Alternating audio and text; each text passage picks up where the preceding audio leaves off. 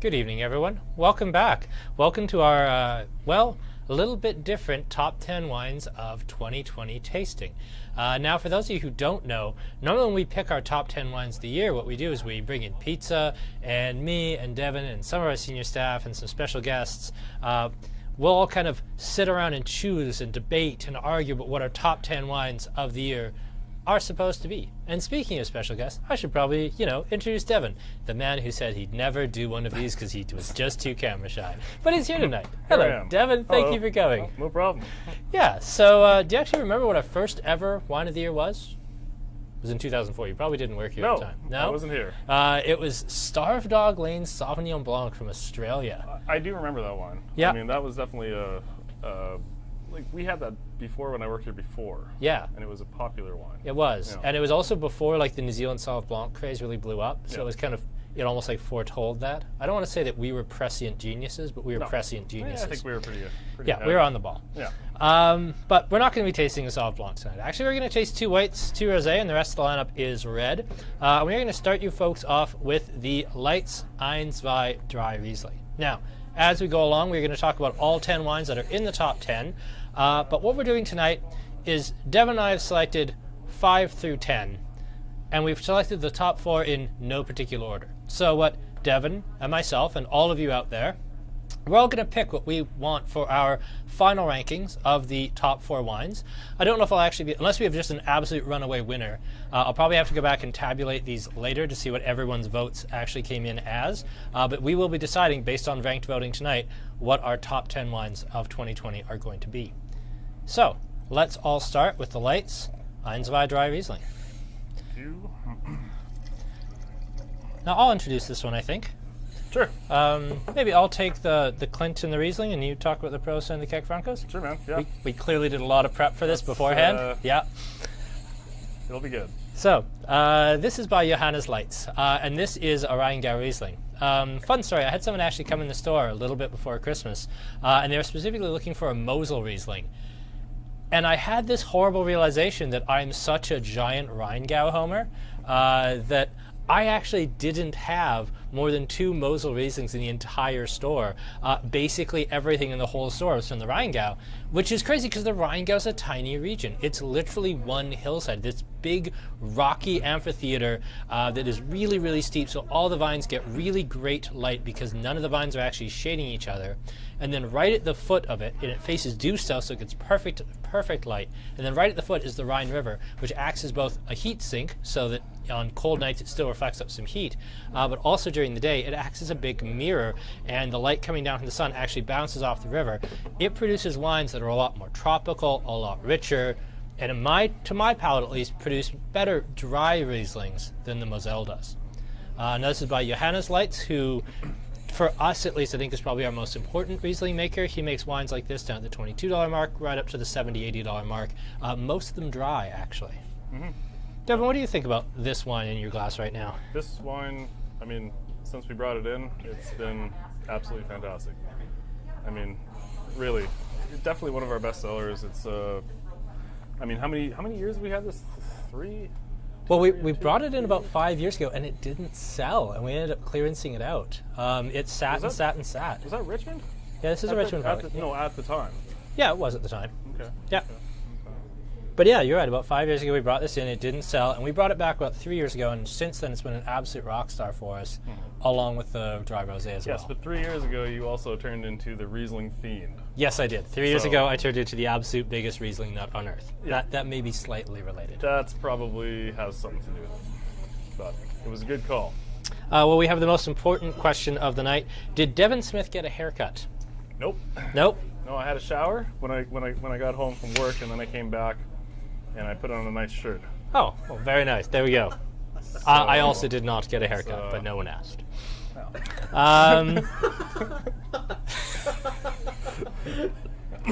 Thanks, Kyle. So Henry had also said, your living needs a post-Christmas break. So do ours. We actually don't have a tasting next week. We will be back in 2 weeks. I actually thought about what I want to do. I'm going to look around and try and put together one of two different options. I'm either going to do a best grape varieties you've never heard of tasting. I have 3 out of the 4 wines kind of picked for that. The other option is I'd really love to do a Chardonnay night, because we really have a strong Chardonnay lineup right now. Lots of good Chardonnay. It's just a matter of making it fit in the budget, because I think we have to have that Jura Chard in there. The less expensive one. We should. And it's a $32 wine. We might have to put in like, Yep. well, we're not putting in like Nugan 3rd Gen Chard, but we got to find a way to make that No, work. we don't need to. I mean, maybe we could do 3. Maybe That too. 3 instead of 5. Something. It's worth it. Okay, so for those of you who have not had a lot of experience with dry Riesling, Riesling has always been made dry. It's not a wine, I mean, it's a wine that is made tremendously well sweet. We carry Riesling from absolutely bone dry like this up to full-on ice wines, even past ice wine into Trockenbeer and Auschwitz dessert wines. The reason that Riesling can work for those very, very high sugar wines is because it has a lot of acidity, as long as it's made at least passably well.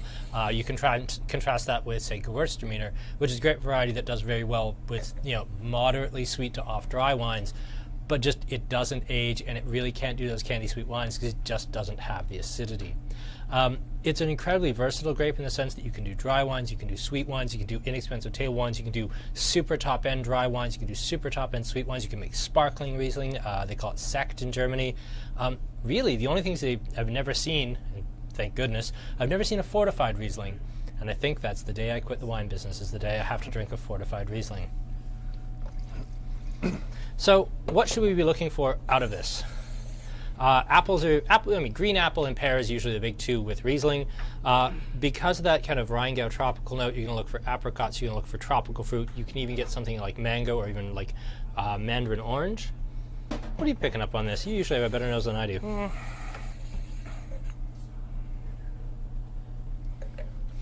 I mean, there's lots of lemon, but it's different types of lemon. It's not just lemon. It's lemon rind. It's it's candied lemon. It's this and that, whatever. I mean, Riesling is an unfortunate grape because it's one of the best grapes, if not possibly the best grape. It's the most interesting grape. Like maybe Chenin Blanc, maybe blah blah blah.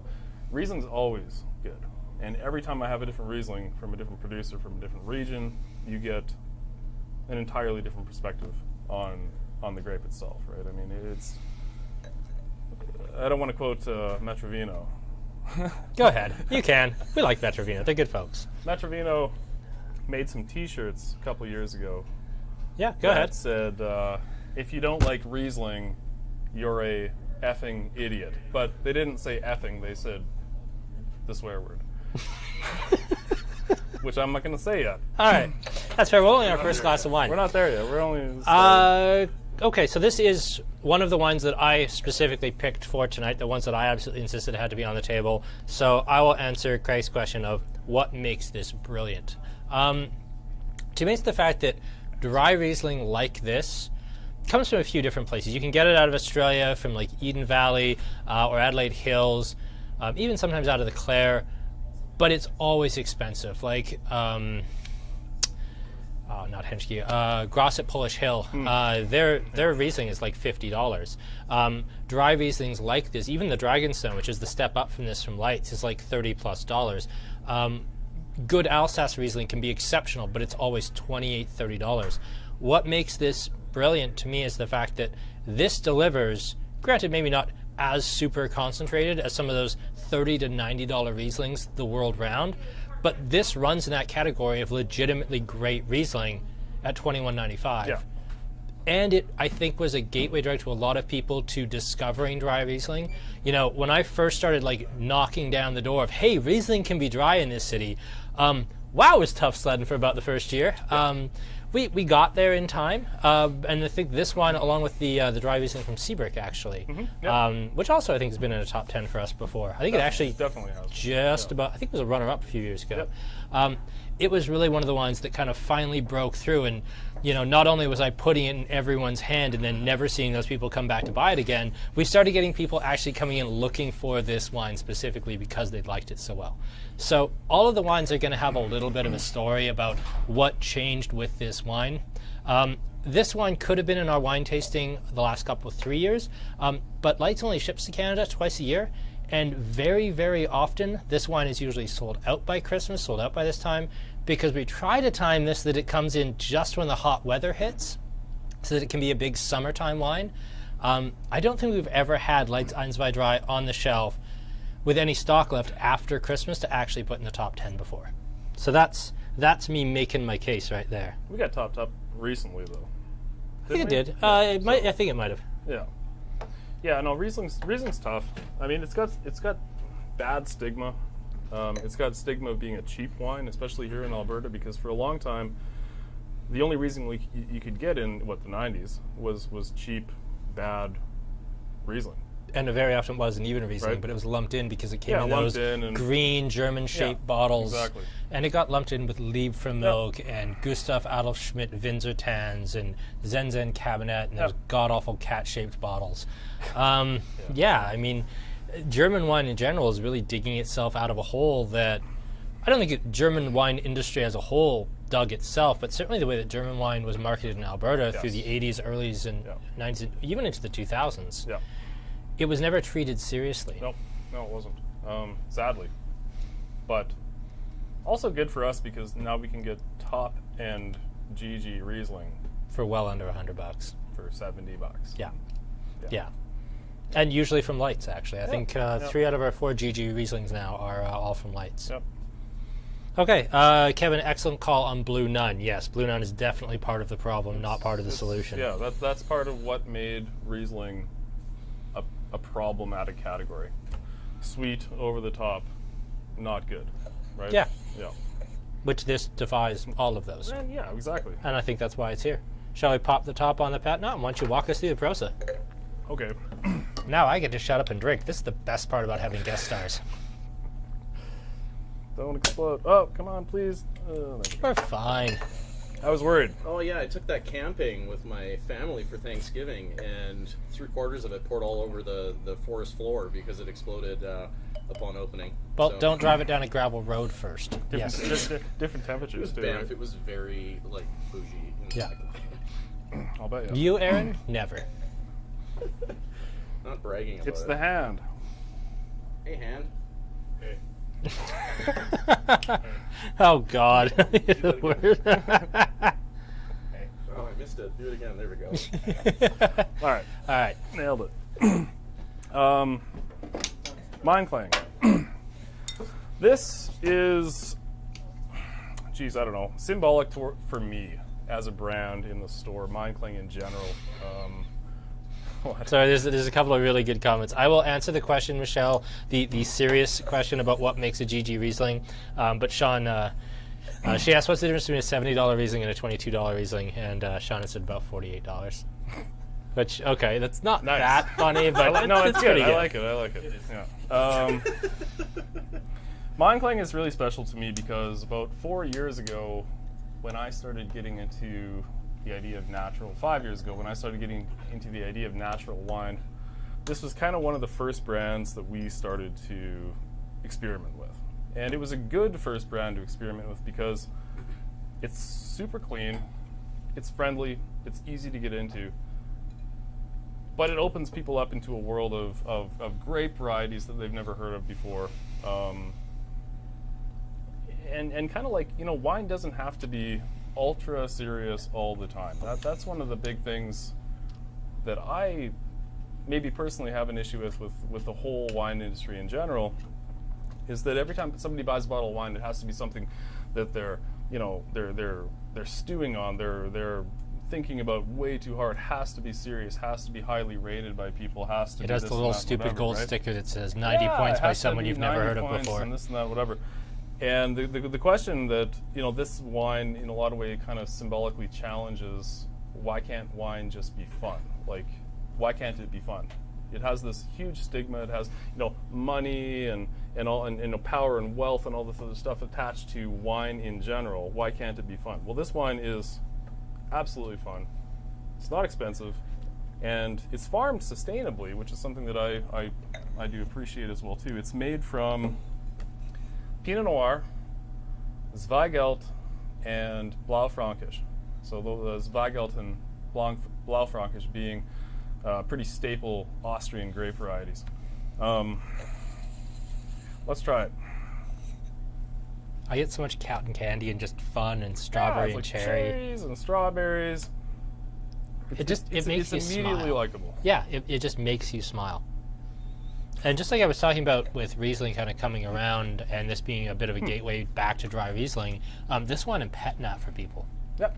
Yeah. And I'm gonna let you go off on pet nat because pet nat's your jam and the way that Riesling's my jam. Yeah, for sure. I don't actually know if this is a pet nat. I mean, it probably is, but I'm not actually sure. Pet nat is the oldest way to carbonate something, a wine specifically.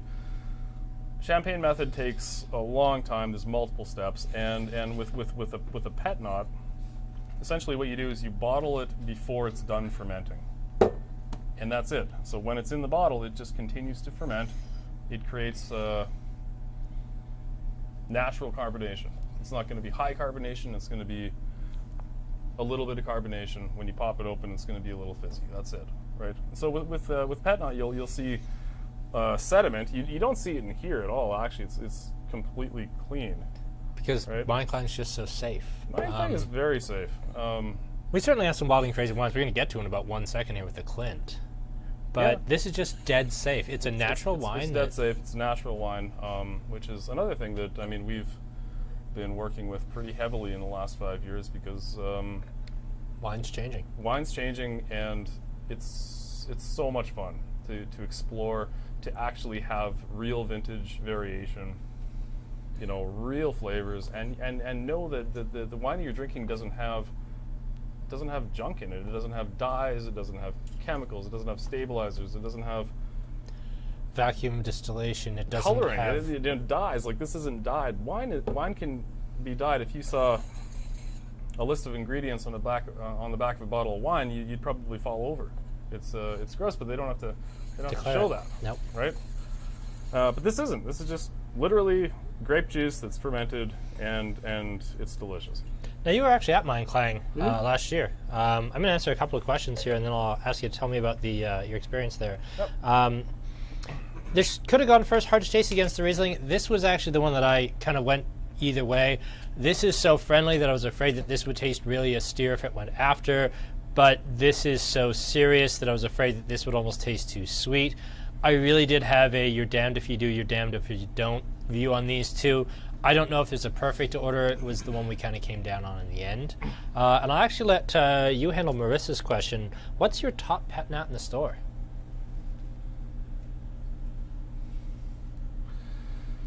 Gee, the new pet nat from Jura that we got. The Zeus? The Zeus is very, very good. It's made from Grenache. It's super friendly.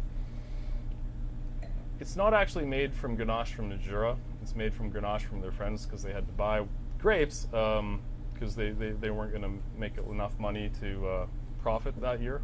So they had to make that wine kind of as an emergency fund. But it's very, very good.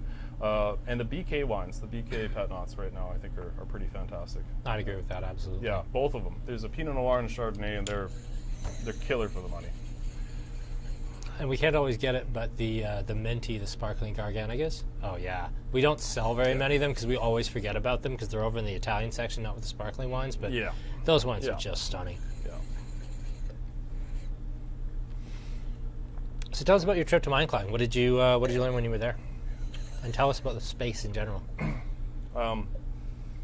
Gorgeous space. Went to the house. So in Austria and Hungary, lots, like where you live, like a lot, it's quite narrow at the front of the street, and you'll drive by and you'll have a little bit of space. But what a lot of people don't understand is that the lot goes way back, like super, super far. And so you walk in at the front quarter of the lot is where people live, and then they have a garden space, and then back here they have this giant facility, which is where they make all the wine, and behind that is the alley. So a lot of these little Austrian towns are actually set up for winemaking, and most people at a particular point in time would have had winemaking facilities on their property all the time, because they would own, in a village, the surrounding area would be planted with wine grapes, and so you'd pick your wine grapes, you drive down the alley, you drop them off at different locations. And that's exactly the way that Meinklang is still operating. They have a facility, although it's not as, maybe old school as maybe what you're picturing in your mind right now. It's actually, it was surprisingly modern. Really well laid out, multi-level facility in the back of where they live. Now, Meinklang, like for the places that I visited when I was over in Austria and Hungary, I think Meinklang was actually the biggest facility, which was surprising. But even on that scale for a natural winery, it was way smaller than anything commercial, right? Which is a pretty interesting, multi-layered, crazy facility. But yeah, great people. So all right, I did it for the Riesling. This one's yours. Tell people in kind of 100 words or less why this should be their wine of the year. What makes this brilliant to you? Why is it important? I don't know. I mean, I think I touched a bit on it earlier, but accessibility, freshness. Like I could drink this literally any day. I could drink probably 2 bottles of this in the summertime. It could be minus 30 outside. I could drink this. I would enjoy it every day. This is the first time I've actually had the 2019 vintage, to be really honest with you. And I'm really impressed by how much acidity there is. Yeah. Like, it's super fresh. It's cleaner than last vintage. It's so clean. It's so fresh. Last vintage even leaned a little bit into the watermelon, and I think that's because it didn't have quite as much acid. Mm-hmm. This is just tighter, cleaner, fresher. Yep. The other thing I would say with this is this style of wines, whether this is itself a true pet nat or not, the style of slightly sparkling wines we'd always kind of liked, even though we didn't really see. Well, you've always been like the king of pet nat, like I'm the king of Riesling. But this was one of the very first wines that showed us that we could actually sell pet nat and lightly sparkling wines here and do it successfully and do it sustainably. Yep, that's a big one. Yep, that's a big one for me too. Yeah, I mean, it's accessible, and the price point. You could drink Prosecco and be basically bored, or you could drink this and be happy. I don't know. And yeah, Sean Fitzpatrick left a comment that says, yeah, he's bought it a number of times and he's never had a bottle last longer than 20 minutes. That's what it's supposed to do. Yep. That's exactly what it's supposed to do. And Craig has an idea, best wines we can't sell. That could be fascinating, because there's some dogs out there that have no business being dogs.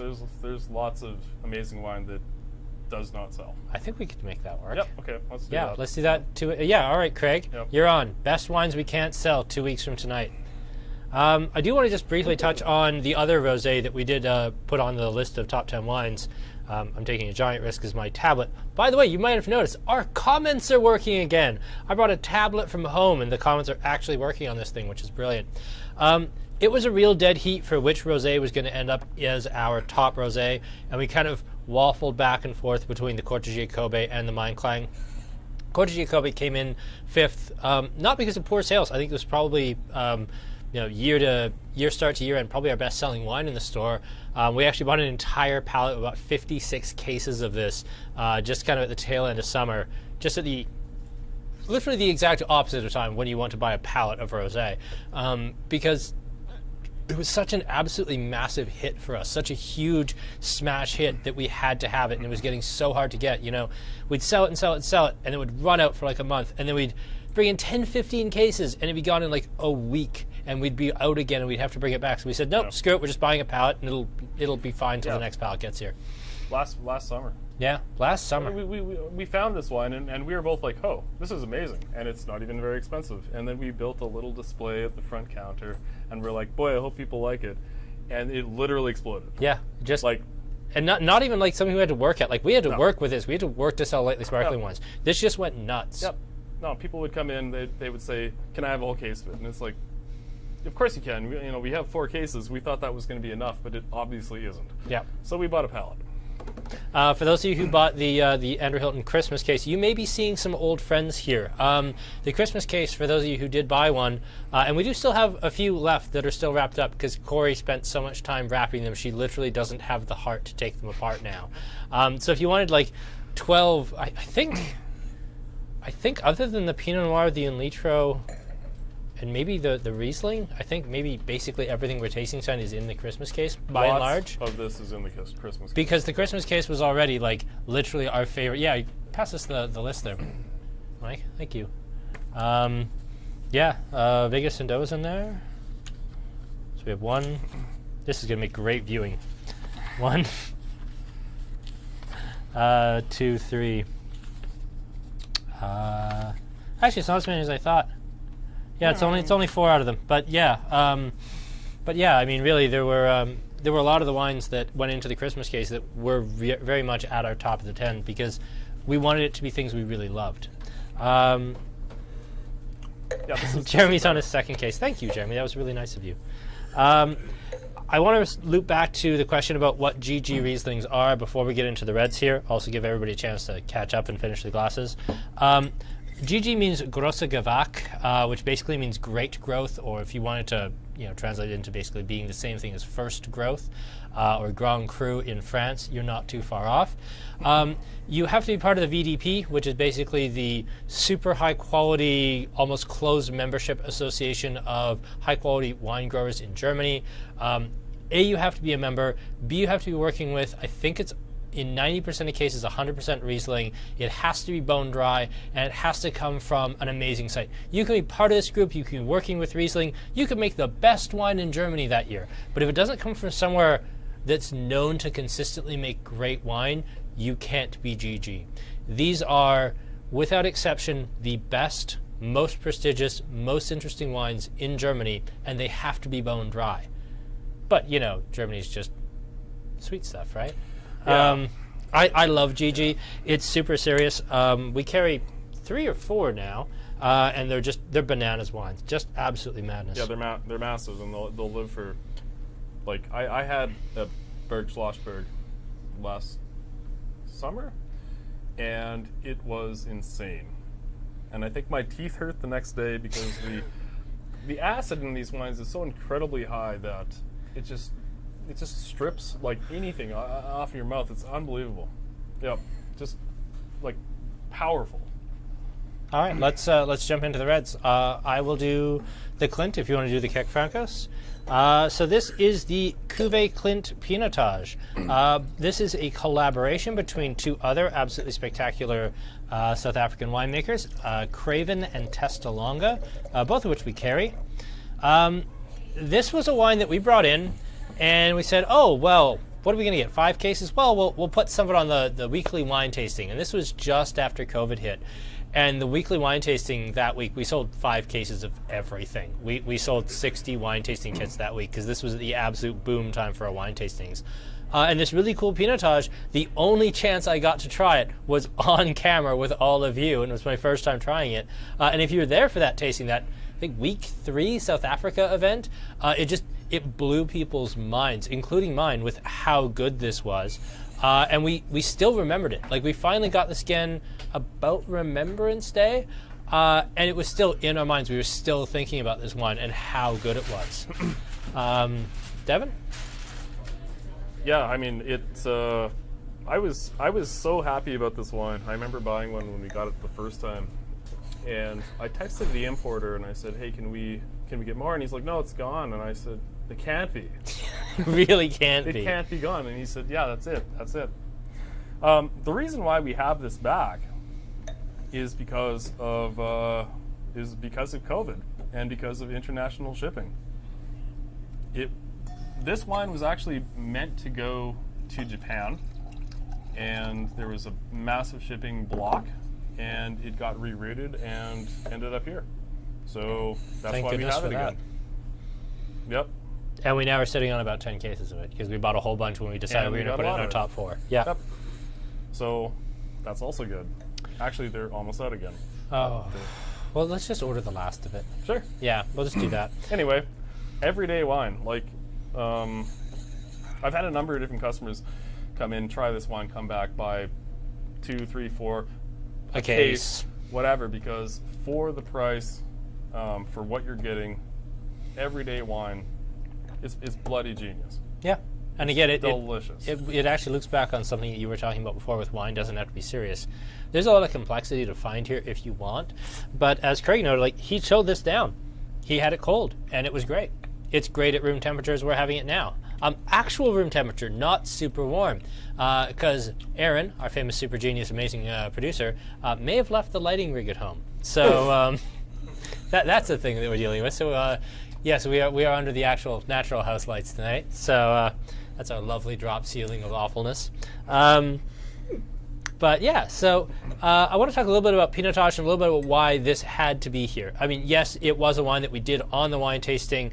It's kind of here to signify just how important these online wine tastings have been to us, and it's an absolute signifier of how everything has changed with COVID, in for us a certain positive way, because I'd always talked about doing more education, doing more talks, doing more things like this, but just like with all those things that are really nice to talk about after 2 glasses of wine that you never really get around to, COVID basically said, well, I like doing wine tastings every week. People are going to need something to do in their houses. Let's do this. And it absolutely blew up for us. And I met all of you doing this and got to know all of you better doing this, and it's been amazing. Clint really is like our kind of spokesman or our mascot for that. And beyond that, it's a bloody good wine. And it also speaks to the fact that South Africa used to be this sad, neglected little section full of those Portermill station wines that they had a cute train on them. Otherwise, I don't remember anything about them. South Africa was a bit of a hole, and now it's, I think, one of the most dynamic and interesting sections in the store. We have crazy wines from South Africa right now, which unfortunately don't sell that well. I think there will definitely be at least one South African in the tasting of things we love that don't sell. Yep, absolutely. But not this one. Interlago Chenin Blanc. That's ridiculous. Anyway, this wine is also ridiculous.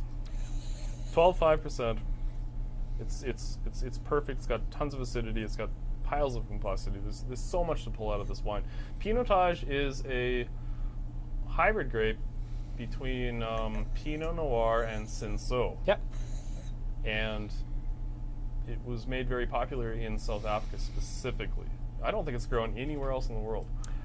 Lake Breeze, who we... Oh, no, they don't. Do they? They do a Pinotage. I've actually had it. I've had it on multiple vintages. It doesn't taste anything like this. I'm sure they do a very nice job, but it's not like this. I mean, the other Pinotages that I've had in my life have been noticeably overcropped. When I say that, I mean the grapes were left on the vine for longer than maybe they should have been. So they get more and more and more and more sugar. So higher alcohol, fruitier flavors, but as the sugar content goes up, the acid content goes down. And when acid goes down, it gets flabby, right? This wine's not flabby. That's what I like about it. I like acid. Yeah. And this wine is because it's fresh, right? It keeps everything fresh. It's got piles of it. So yeah, it's a big win. And it also has that indefinable, like, earthy, funky, kind of northern Rhone, deer's blood. And I also get, like, the terroir thing. Like, terroir-wise, South Africa and Western Australia are almost exclusively volcanic soils, whereas Eastern Australia, specifically Southeast Australia, which would cover Langhorne Creek, Adelaide, which would be McLaren Vale and Barossa, all of that, that's all grown on alluvial soils. These volcanic soils, much like Chile does, well, certain parts of Chile, they introduce this smoky, rich character that you really only get from pure granite. And it really does give this unique, smoky South African character that it can almost come off like that caddy character that you get from, like, the hybrid grapes in North America, Vitis, Labruscas. It can come off that way, but in a really small amount, I really like them. Mm-hmm. So my elevator pitch, why is this wine here? Why should this be wine of the year? Because we've had so damn much fun with these wine tastings. And I guess that's an emotional pitch more than anything else. But also the fact that South Africa went from being, a section we dusted once in a while 3 years ago to being one of the most interesting dynamic sections in the store. Like, there was a reason why I think our third all-time wine tasting was South Africa. We got a guest. It was the first time we ever had a live video guest. We had Clint. It was special, and that really did. I mean, we still have some dogs like the Intellego because we got really excited after that South African tasting and just legit overbought. But if South Africa ever caught up in terms of sales with what they're actually doing in terms of quality, South Africa could be almost as big as their Australian section, because my God, they're making good wine right now. Amazing wine. Actually, it reminds me of the comparison between what we were talking about with German Riesling and South Africa. South Africa also, not to the winemaker's fault, not to the region's fault, but to the importer's fault, became a bargain bin section. People, when they buy South African wine, they want to pay less than $16, $15. And they do that. Like the Boskendal wines are great for that money. Oh, the Boskendal wines are great, but they're a little bit over. I'm talking like you know what I'm talking about. The general bargain bin South African wines, right? You can just say it. What? You can say Two Oceans. Whatever. But South Africa makes incredible wines. Actually, had some wines from Inotri. They came down, and you weren't here. I can't remember where you were, and they poured Probably me stuff Calgary. that would retail for $35-$40. It was just bloody amazing for the price point. Like Oh, the absolutely Chenin Blanc insane. you were talking about, Oh, like it was boy. a Vouvray. Holy Yeah. cow! Like South Africa is a fierce wine producing region, but again has been pigeonholed into a value section, which is fine. Which is, yeah, it's just, it doesn't work as a value. It works as a value category to the sense that you can make very good quality value wines there. It just doesn't work in the sense that there's a lot more to South Africa than that. Yeah, I won't get too political about South Africa. Yeah, I mean, you certainly can, but Well, I mean, when you're paying $100 for a ton of grapes, then yes, you can make really cheap wine, yes, that's certainly true. and that's all we'll say. Yep. That's a good transition into shameless promotion corner. I'm not going to put the beer cans down on the table just for the minute. I'm going to talk about them up here. As I discussed, I'm just making Aaron's job so much harder. You are. You gotta bring him down here. Do I have to bring him down because you've got the ridiculous security camera lens on there that doesn't focus at long ranges? Yeah, we got Yeah. problems. Okay. Let's do that. Thank you. No problem. So, as I said, we are going to take a week off from the wine tasting next week. We are going to do a beer tasting just the same as always, however. And we are going to talk about Great Lakes Brewing. Now, these guys are out of Toronto. This is a brewing company that was actually founded in 1987, making them about the same age as Big Rock or Unibrew, making them one of the kind of great founders of Canadian craft brewing. Now, we've never really seen them out here in Alberta, although we've seen the others. But unlike inarguably, but I'm going to say arguably so I don't get sued, Big Rock or say Unibrew, they've actually kept up with what's going on in the modern beer world. And they're doing things like session stouts and super citra heavy XPAs and a really kick-ass IPA and like a really nice classic West Coast Pale Ale. They're doing things, and they're still, despite being 30-odd years old, they're still doing really interesting modern beers. And we're going to have Mike Maxwell from Nectar Imports, who is the Alberta importer for these beers. I always feel weird about saying importer when it's coming from Ontario, but that is how they're classed under the Alberta government rules. So sure, out of province importer. Provincial importation. Provincial importation, there we go. Pimportation? I don't know. I like it. Yeah, there we go. I like it. Hashtag. Hashtag pimportation. There we go. But yes, that is our beer tasting that's coming up this Wednesday. And then, yes, we will be back with wine tasting in 2 weeks. Just because, we've had a lot of stuff going around the store here. Mostly boring bookkeeping stuff, but we're redoing the sake section, and we're beavering away on getting the new signage done and a few other things. So, it's been a bit of a busy old January. Redoing a lot of good stuff. It's gonna be good. All right, shall we jump on to the Weninger? Okay. Now, this is like your wine. I'm going to let you run on this one.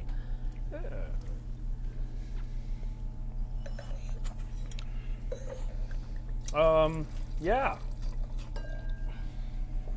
I think historically, as far as this store goes, what I was saying about the Meinklang products, I can say similar to Franz Weninger. He was another of the first natural wine, Hungarian, Austrian winemakers that we started to work with here at the shop, and definitely is one of my all-time favorite winemakers, period, at this point. And I can say that pretty strongly for what you're getting. when I was in Austria, we did make a jaunt over to Hungary, a quick one because he's in Western Hungary, right across the border. And we got to meet him, which was extremely satisfying for me. I actually gave him a hug. I don't know if it was inappropriate or not, but It was. it probably was. I was too excited because this guy. He changed your wine world. He really did. Totally changed my wine world. Yeah, he did. And we now carry eight different things that he makes, I would say. There's 4 in this room alone. There's 4 in this room alone. Yeah, okay, so probably more like 10, 12? Yeah. Yeah, I mean, what can I say? He's like 42 or 43 years old. He's probably actually the most excited wine person I've ever met in my life. And that's great because he also makes the wine. I feel like he wakes up in the morning and every day he's excited to be alive and to make wine, to make people happy because he's so proud of what he does. His dad, he inherited the grapes in the winemaking facility from his dad, but his dad was more focused on, say, like international varieties like Cabernet Sauvignon and Merlot, things like that. That I mean, at that point in time, that's what you had. You had to grow these varieties to sell them. If you grew Kekfrancos and Saint Laurent and Blanc, things like that, you can't sell them on an international market because nobody knows what they are. And they're scared of them because it's a weird word. It's a strange Hungarian word that, Well, I mean, Steele tried bringing a Blaufränkisch into the market, and they called it Blue Franc. They called it Blue Franc, exactly. Which, you know what, in terms of marketing, sounds like a really good idea. It didn't work. It sounds more friendly well, than Kekfrancos or Blaufränkisch. Anyway. And who was our very first Blaufränkisch superfan? Cheryl Andres, who insisted we carry that Blaufränkisch for 2 more years from Steele after it stopped making any money. Jeez, I forgot about that. Yeah. Yeah, no kidding. Franz Weninger, I should have worn my shirt. I have a T-shirt that I got from him as well too. When I went to Brock, I got you a T-shirt. I know you did. No, that was. No, you got Donkey and Goat, which is also a nice T-shirt. Which was literally right next door. Anyway, this is full sustainable farming. This is no pesticides, no fertilizers, no chemicals in his vineyards. It's a super healthy vineyard.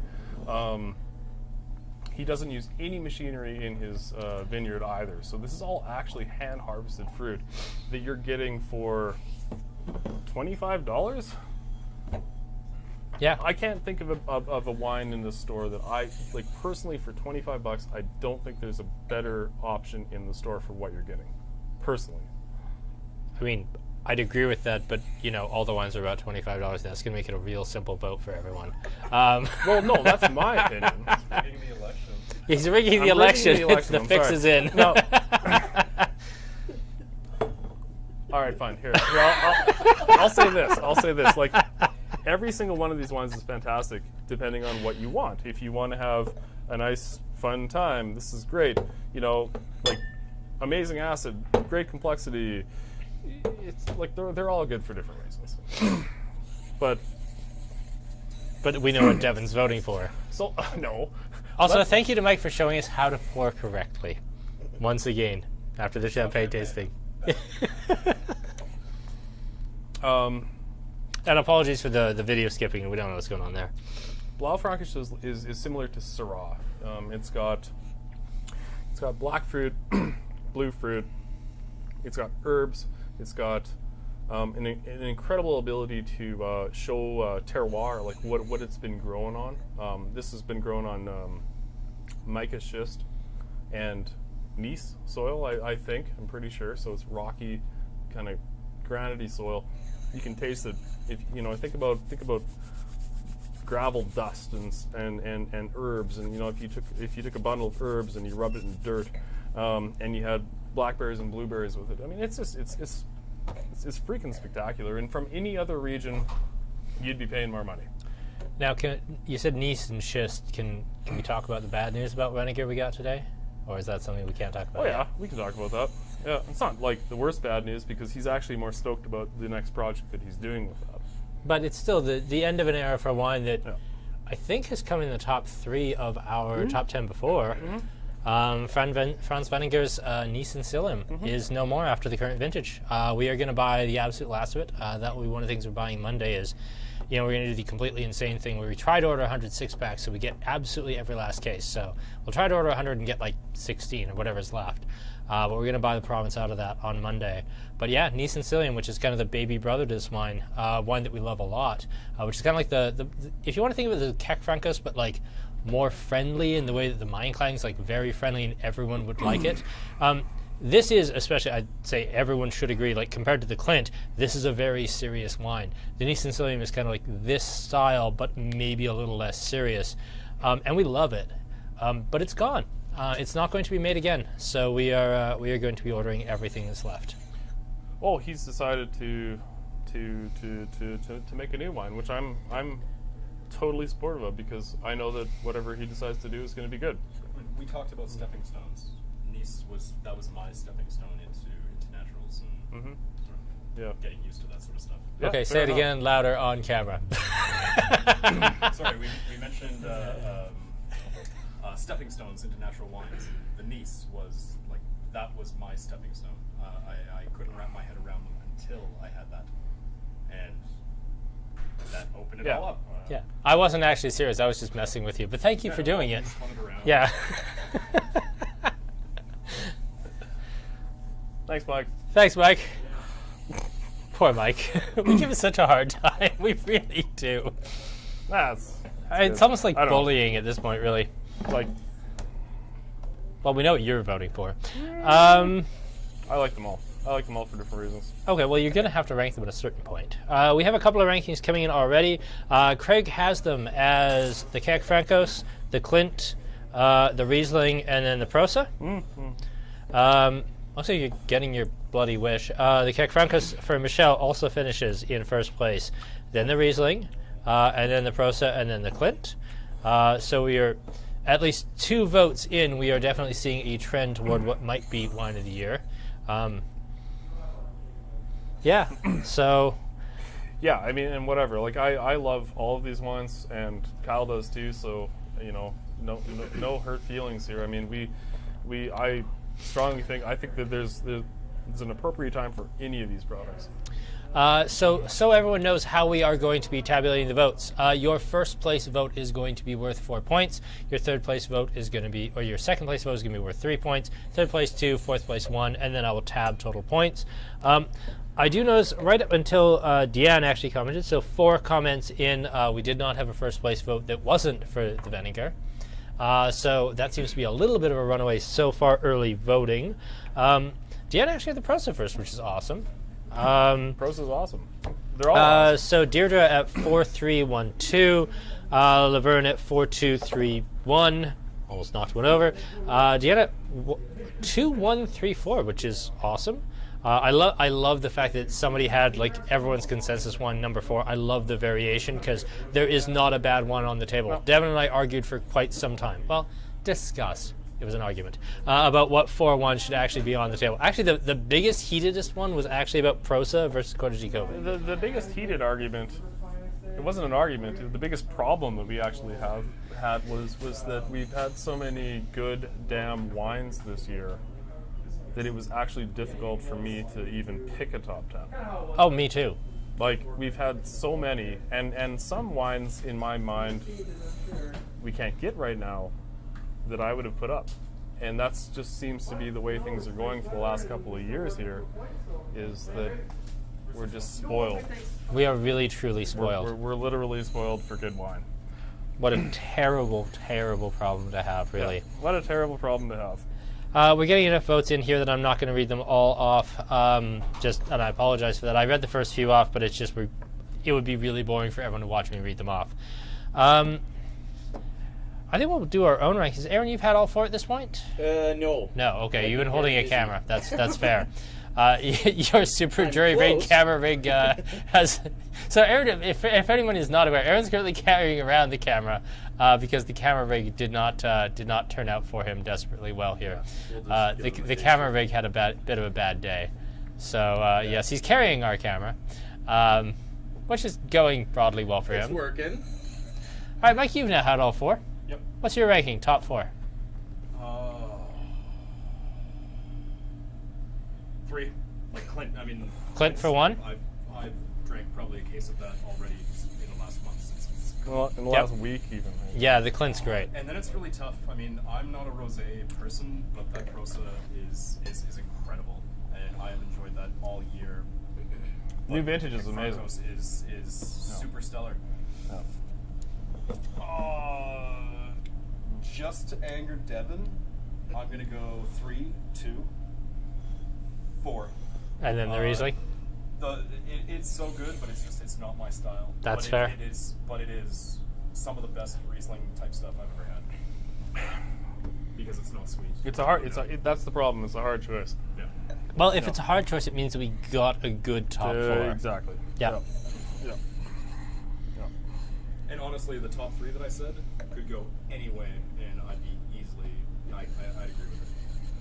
Well, I'm just scrolling through the comments here, and I said I wasn't going to announce a winner here, but I do think that we have enough first place votes for the Weninger at this point that unless there's an absolute runaway where everyone puts it fourth, it's not a fix. It's going to be the mail-in voting all over again, isn't it? But no, I think that at this point, the Weninger basically has an unsurmountable lead. I think that's going to be our wine of the year, and I'm completely okay with that. I'm going to give mine. I love you, Riesling. I really do. You're like my favorite. But I think I'm going to give it to the Clint first, and then the Riesling, and then the Kekfrancos, and then the Rosé for me. Devin, I mean, I don't think anyone's going to be surprised by your first choice probably, but what are you feeling? Apothic Red. Apothic Red. Yeah, it's not going to be Apothic Red. Again, like, I like all these wines for different reasons and in different contexts. So I can choose a wine based on what I feel right now, and I guess that's what I'll do. 1, 2.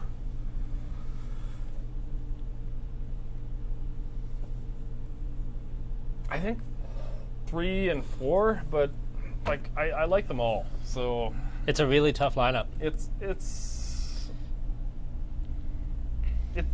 Whatever. It's a tough lineup. It doesn't I like them all. Cool. There's no. Now we had a couple of questions here that I do want to get to in a sec. I also just want to quickly burn through the rest of the top 10 in the actual ranked order. I was going to say in no particular order, but that's a really stupid way to do a top 10. Let's we'll talk. We've already talked about the Corte Kobe. Actually, let's put these in. So this is first. We don't know what the rank on the order is after that. So first is the Corte Kobe. So probably our best-selling wine last year. Changed my perspective on Pinot Grigio immediately. Really, really changed just everything for me in terms of orange wine. And it's an orange wine. It's an orange wine that actually went nuts. It's an orange wine, which is different from an amber wine because orange wines are sour and bitter. Sorry, there was Copper Moon now has an amber wine, and if Corey Chernowski is watching, as he so often does, I'm sorry, Corey, but I have to make fun of this because the PR materials you folks sent out were so bad.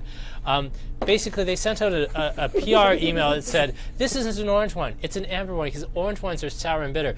Amber wine is the pumpkin spice latte of wine, and I shit you not, that's verbatim for what they tried to sell this wine to me as. Which is the most nightmarish thing I've ever heard, and I can't wait to try it. I have to try it. We're gonna find it at a gas station somewhere. No, we have to buy get it. No, we're not.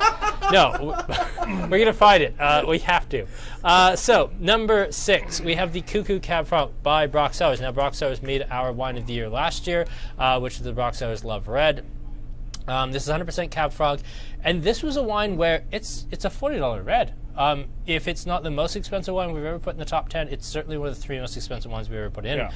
And we had people coming in off the street that I'd never seen before that didn't want to talk about Weninger or Clint or any of the things that we usually sell that are like big hits for us. They just wanted Cuckoo, and they just knew it as Cuckoo. They didn't know about Brock Cellars. They didn't know it was Californian. They just wanted this. And it changed a lot of people's lives, seemingly. Yeah. I think somebody brought it to a party. And then everyone at that party came back. And was like, I want this wine right now, and we didn't have it anymore. No, it was sold out by that Because point. there's only like 60 bottles of this or so ish, 60 bottles ish into the province every damn year. This is the first thing from US that I started to recommend. I mean, Yeah, I wrote off US wine for so long. U.S. wine is amazing. And I don't know if I you had guys can that, hear Mike, and- but he's over there.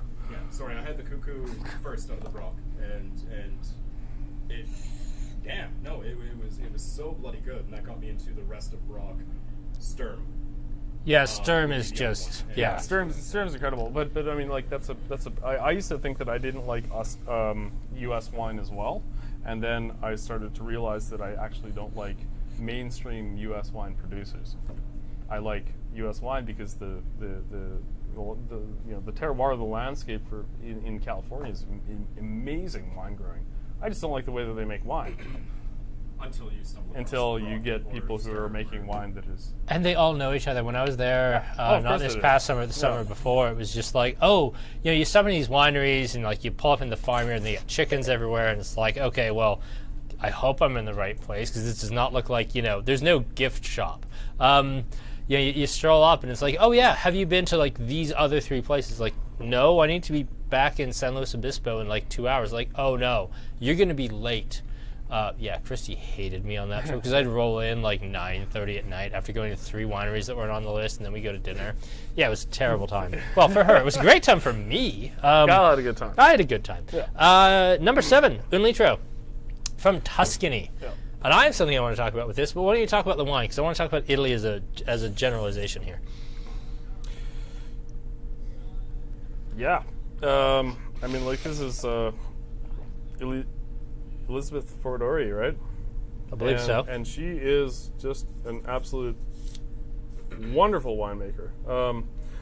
And we used to carry, I don't know if you remember, a long time ago, 6, 7, 8, 9 years ago, we had We had the prestige wine from these guys, Ampalaya, which was $40 back then, and no one bought and it it. was ridiculously good. Yep. And I And didn't no know a one damn bought it. thing about the winemaker either. I didn't know anything about her. And it wasn't until later on when I kind of like retroactively educated myself about the winemaker, and I was like, oh, cool. That's why I love that wine, because It's spectacular. So it does have some Sangiovese in it. It's largely what they call Alicante, which is just Yep. Garnacha. But it's the most atypical Tuscan you've ever had. it comes in a liter for a reason, because 750 milliliters just isn't enough. If you, it's the truth. I mean, we're opening that the second the cameras go off. Let's be Sure, fair. okay. Yeah, we are. Like Tuesday night pizza wine. What do you guys want? That is perfect. That is interesting. It's engaging. It's fresh. It's bold. It's lively. It's an incredible product, and it comes in a liter. And it's just So, called a liter. Like, Yeah. why wouldn't you want that?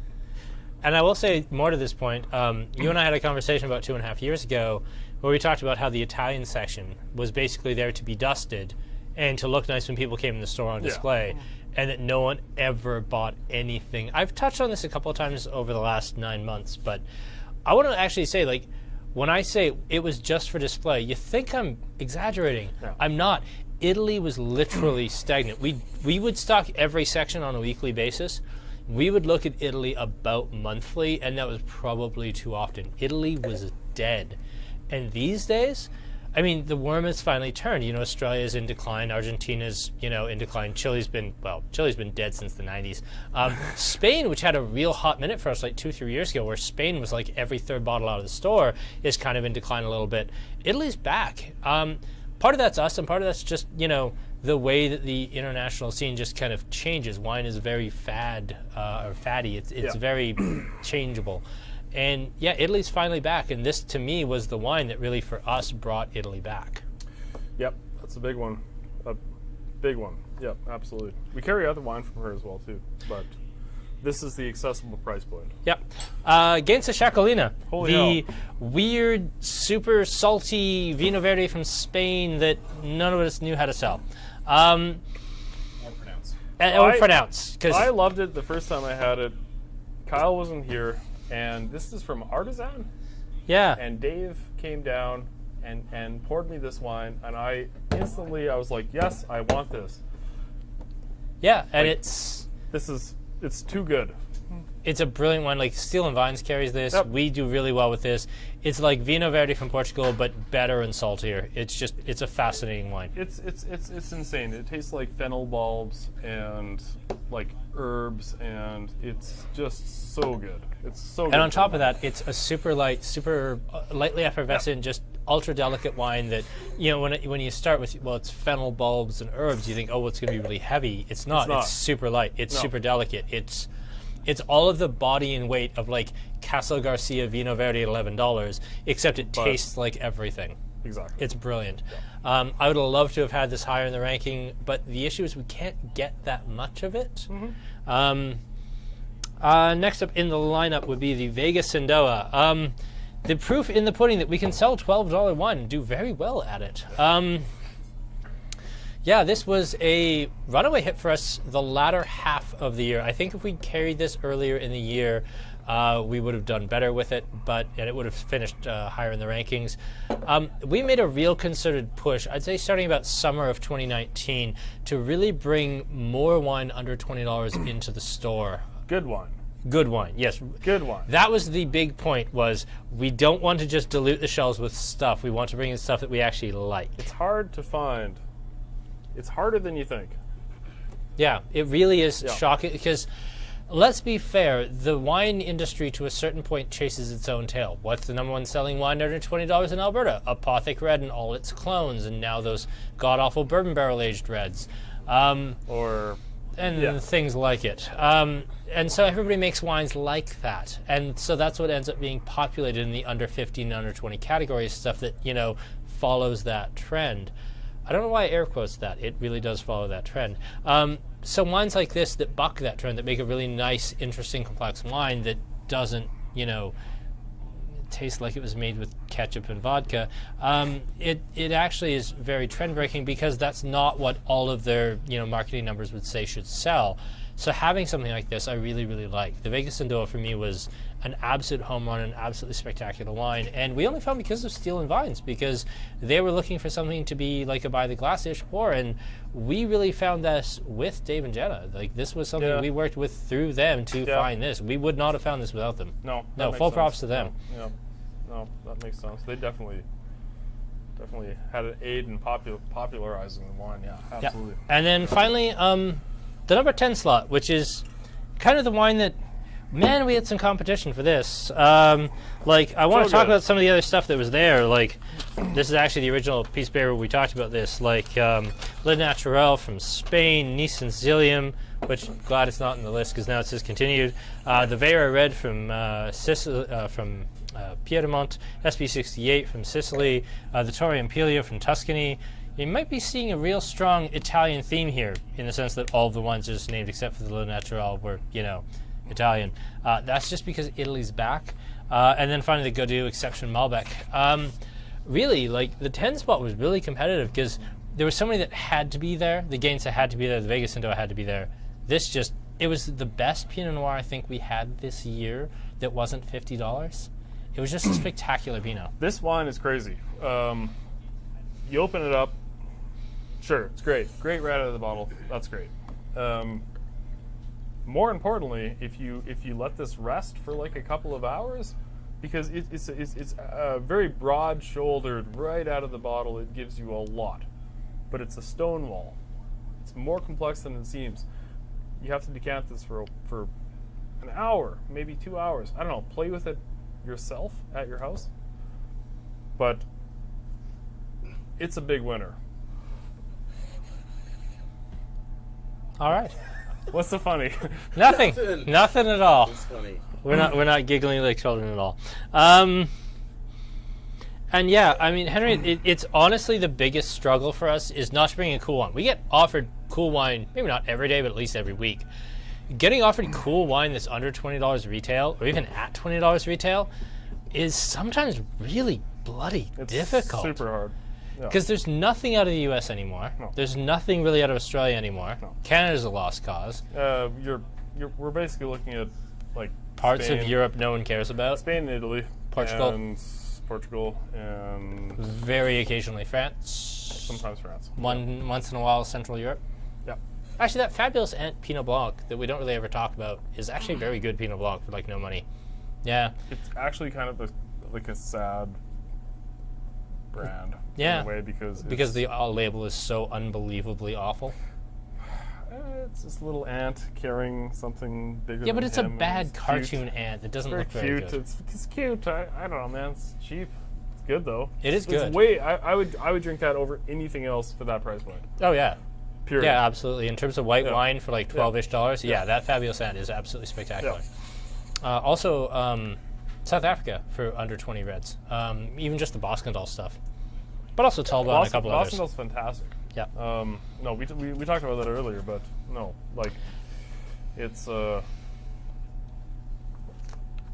real thing.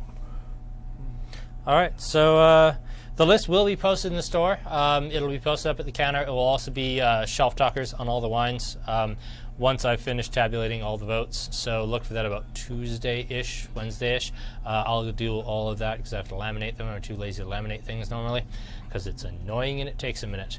But yes, thank you, Devin. Thank you for joining us. This was really good. I can't wait to show you all the comments because people absolutely loved having you here. Oh, good. Yeah, Thank you. like really, there are way more positive comments than you would expect. Good. But yeah, this was fun. This was our top 10 of 2020, and as much fun as our usual top 10 events are, I mean, we didn't get pizza. We could get pizza now. No, we didn't get pizza. But other than that, this was a lot of fun. Thank you all for joining us. Thank you for being our special sit-in guests on the top 10 wines of 2020. Yeah. We are going to tabulate the votes. I think we have a clear winner in the Weninger Kekfrancos, but with ranked voting, I don't know how the points are all going to work out for the rest. But I know one of those ones is going to finish second and one is going to finish fourth. And we will figure out that later when I'm sober enough to math. But they're all good. Yes, there we go. Thank you, Devin.